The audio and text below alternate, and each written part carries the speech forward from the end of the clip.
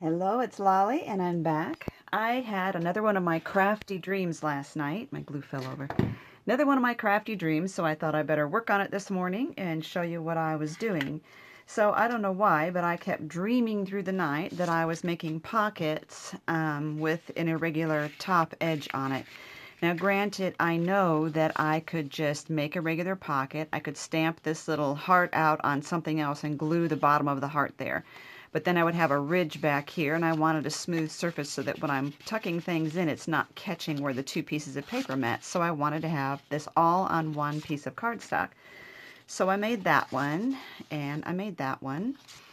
And I made this one, but I haven't glued it into any books yet because right now these are going to be for junk journals, and I'm going to be making a junk journal with a wider page. This would fit, but barely, so I would rather wait to glue this one in until I get my next junk journal page, a larger size. So I'm just going to show you quickly what I did. And this, as you can see, I already did one on this side. Now I'm turning it around. So I figured out what dimension I wanted. I wanted my envelope to, or pocket, excuse me, to be 4 inches across, I think. Is that what I measure? Oops. Or this one's 3 3/4. So basically add a 1/4 inch on either side to the dimensions that you want. So if I want that to be 3 3/4, then this will be 4 1/4, 4 1/4. This is going to be for the tuck, the sides that we're going to tuck under to make the pocket. Also, I need to score the bottom in 1/4 as well. I didn't do that yet on my scoreboard.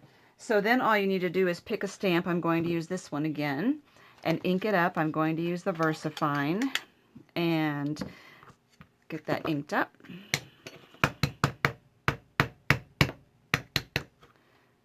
Okay, and then just aim for the center of the left and right center of your envelope here.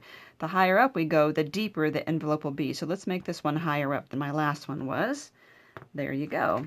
And then I'm going to let that dry for just a second while I clean up. Okay, so it helps to have a cutting mat, and this is my small cutting mat. I'm just going to align this edge up with one of the straight edges here, and then I'm going to choose where I'm going to cut. Let me slide this over a little bit. Okay, I'm going to line my ruler up.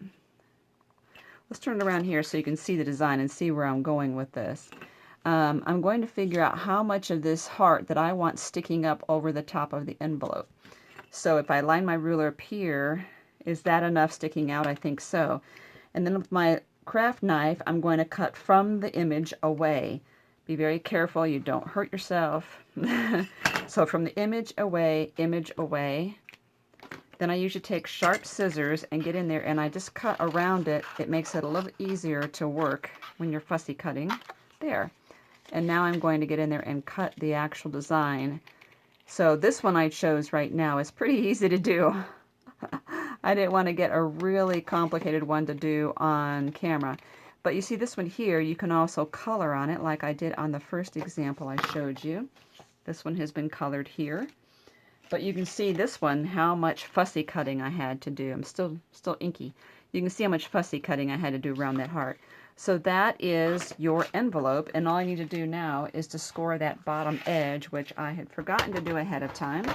So let me get this out. Score that on 1/4. There we go. And then all you need to do is trim your corners off.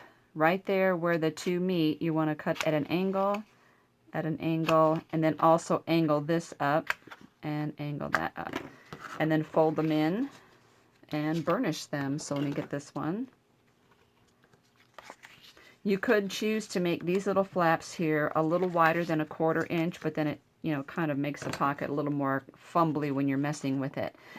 So whatever you do with this is up to you. You can color this, you can leave it the way it is. You saw that I glued some ribbon bows on some of these. I like the neutral look of it. You don't have to do any coloring like that. I always use liquid glue to glue envelopes like this onto paper. And that is because if you use any kind of tape runner at all, it never dries. It's always gooey in there. And so when you go to put things in there, they stick to the sides where the tape runner is. That's why I always use liquid glue on these. You know, and if you have an issue with using too much, just keep practicing. You will get the hang of it, and so it won't squirt out when you do it. So I don't have a name for these, but these little pockets. But anyway, thank you for watching, and ask me any questions in the bottom. By the way, my crafty dream was about using a butterfly for this. In my dream, I was debating whether or not to fussy cut his little antennas or leave them in there. So, but I was looking at my butterflies this morning, and I saw these hearts and decided to play with them first. Thank you for watching.